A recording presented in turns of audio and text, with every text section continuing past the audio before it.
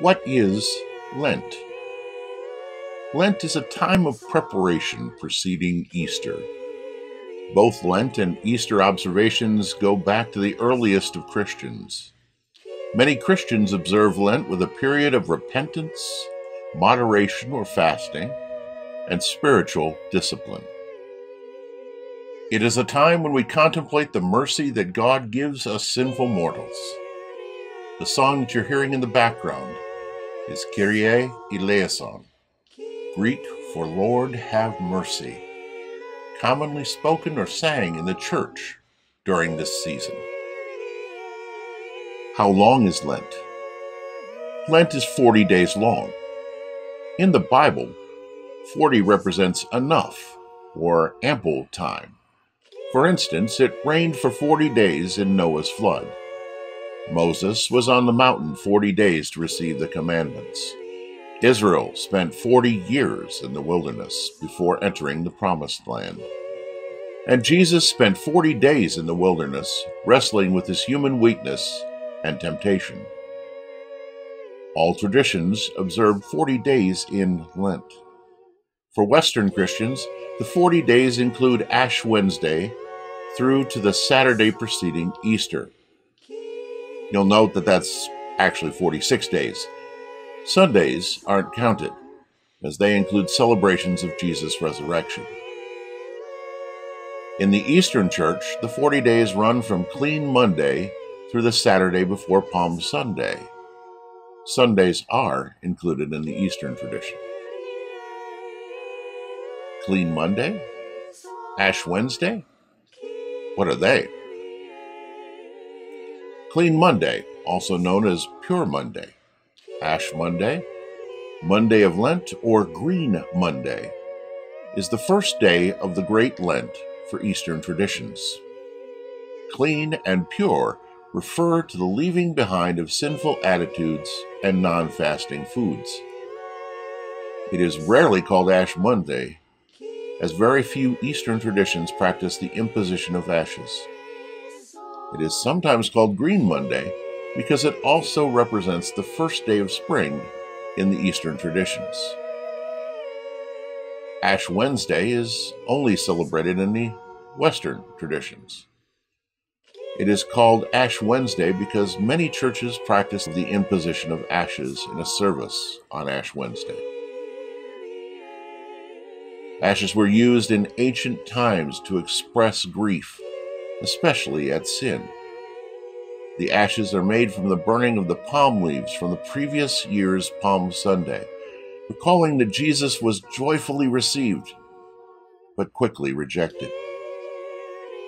These ashes are either sprinkled over each person's head, or more often, used to mark each person's forehead with the sign of the cross. As this is done, each is reminded, remember that you are dust, and to dust you shall return. What other special days are there? Some Roman Catholic churches celebrate the Friday of Sorrows, remembering Mary's sorrow as she watched Jesus go to his death. Many traditions observe Maundy Thursday, the Thursday before Easter.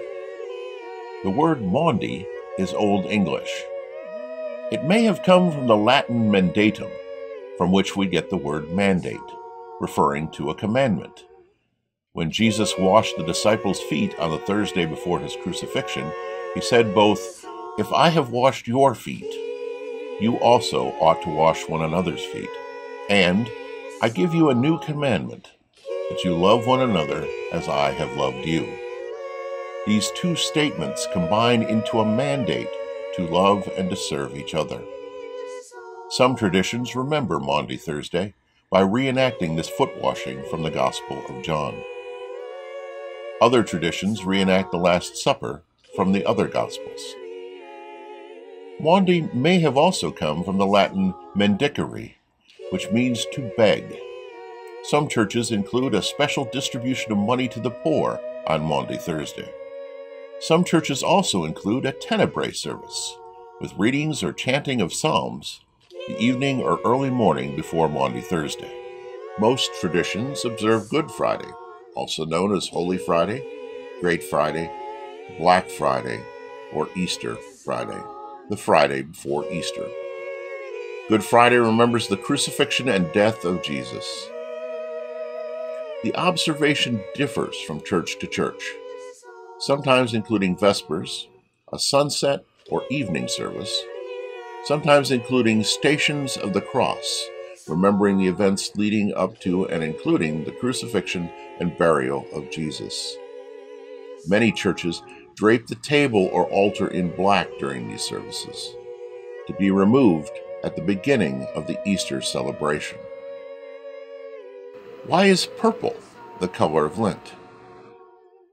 Purple symbolizes both the pain and suffering leading up to the crucifixion of Jesus, as well as the suffering of humanity and the world under sin.